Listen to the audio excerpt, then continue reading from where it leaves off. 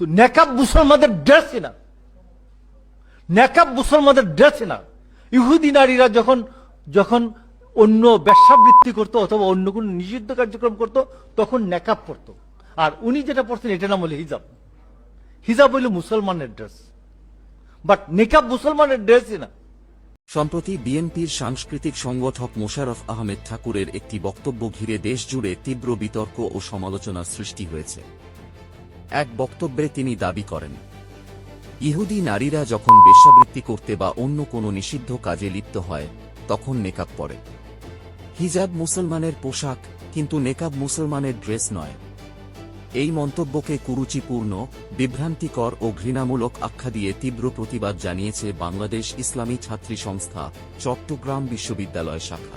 সংগঠনটির পক্ষ থেকে বলা হয়েছে, একজন জাতীয় রাজনৈতিক দলের দায়িত্বশীল নেতার মুখ থেকে এমন বক্তব্য শুধু অশালীনই নয়, বরং এটি মুসলিম নারীদের ধর্মীয় বিশ্বাস, সাংস্কৃতিক পরিচয় এবং সংবিধান স্বীকৃত মৌলিক অধিকারের ওপর সরাসরি আঘাত। বিবৃতিতে আরও বলা হয়, নেকাব কোনো বিকৃত বা বহিরাগত সংস্কৃতি নয়।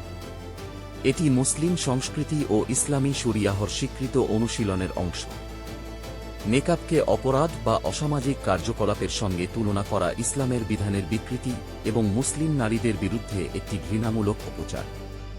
সংগঠনটি স্মরণ করিয়ে দেয়, বাংলাদেশের সংবিধানের ৪১ অনুচ্ছেদ অনুযায়ী প্রত্যেক নাগরিকের ধর্ম পালনের পূর্ণ স্বাধীনতা রয়েছে।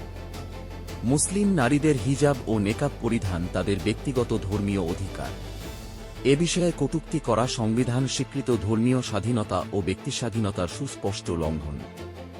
বিবৃতিতে উদ্বেগ প্রকাশ করে বলা হয়, নারীদের বিরুদ্ধে স্লাটশেমিং, হুমকি ও চরিত্রহননের যে সংস্কৃতি তৈরি হচ্ছে তা মূলত প্রভাবশালী রাজনৈতিক নেতাদের দায়িত্বজ্ঞানহীন বক্তব্যেরই ফল। আসন্ন জাতীয় নির্বাচনের প্রেক্ষাপটে এমন বক্তব্য আরও আশঙ্কাজনক এবং এটি তরুণ সমাজকে ইসলাম বিদ্বেষী ও নারী বিদ্বেষী মানসিকতার দিকে ঠেলে দিতে পারে। বাংলাদেশ একটি মুসলিম সংখ্যাগরিষ্ঠ দেশ, যেখানে ধর্মীয় সহনশীলতা, নারীর মর্যাদা ও সামাজিক সম্প্রীতির ঐতিহ্য রয়েছে।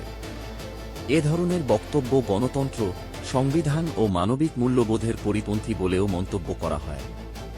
সংগঠনটির জোরালো দাবি, ১. সংশ্লিষ্ট ব্যক্তিকে অবিলম্বে প্রকাশ্যে নিঃশর্ত ক্ষমা চাইতে হবে। ২. বিএনপির কেন্দ্রীয় নেতৃত্বকে এ বিষয়ে তাদের স্পষ্ট অবস্থান জানাতে হবে। ৩. নারীদের ধর্মীয় অনুশীলন ও নিরাপদ অস্তিত্বের বিরুদ্ধে ঘৃণামূলক বক্তব্য বন্ধে কার্যকর ব্যবস্থা নিতে হবে। বিবৃতির শেষাংশে বলা হয়, মুসলিম নারীর পর্দা তার অধিকার, মর্যাদা ও ঈমানী পরিচয়ের অবিচ্ছেদ্য অংশ। এই অধিকারের বিরুদ্ধে কোনো কটূক্তি বা অপপ্রচার কখনোই মেনে নেওয়া হবে না। আপনি কি মনে করেন বিএনপি নেতার করা এই অশালীন মন্তব্য, তার বিরুদ্ধে কি ব্যবস্থা নেওয়া উচিত? কমেন্ট করে জানাতে ভুলবেন না। আর এরকম আরও আপডেট পেতে আমাদের চ্যানেলটি সাবস্ক্রাইব করুন।